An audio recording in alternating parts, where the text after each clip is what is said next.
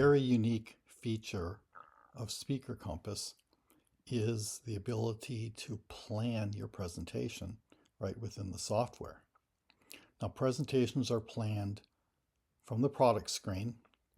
Of course, a product might be something digital, like a video, or physical, like a book. But if your product is a workshop or a presentation, then the planning window will appear. Now, this is just a summary of a keynote presentation that has already been planned. A presentation is made up of many elements.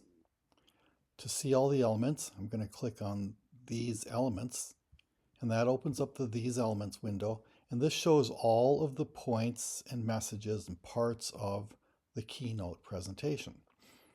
You'll see in the scrolling list that there is a sort column that just controls at what position in the presentation an element will appear. There's a title for the element. You can categorize the elements by series and number. You can also record the amount of time that each element might take, and this column right next to the time is a cumulative running total of how long the presentation is. And then with each presentation, there's also a memory cue. It's the phrase or image that you can think of that will help you to remember the element. And you can even insert the actual slide from the PowerPoint presentation. Now, if you click on any one of these, this will open up the detail view for that slide. You can see that we've got the PowerPoint presentation slide right there. We've got the title of the element right there. And then each element contains a message that you want to share with your audience. Well, there are three separate text fields here. The first one is the introduction sentence. What are you going to say to introduce the topic?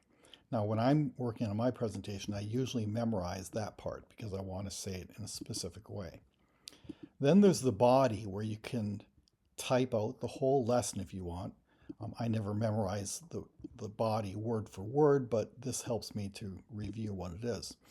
And then finally, there's the conclusion sentence that you want to say at the end of that particular point before you move on to the next one. And so you can type that in there too.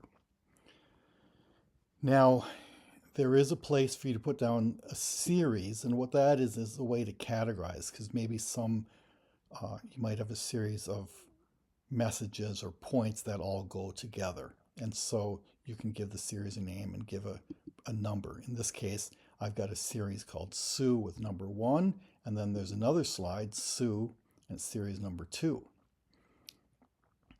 Now you notice that when you look at the whole list, that some of the titles are blue, some are green, and you can have different titles to signify whatever you want, but you can also have section headings. Like right here, the name recall how is not a slide or a point in the presentation, but it just marks off this section of the presentation. And you can also control that by typing in the text and then just choose section title.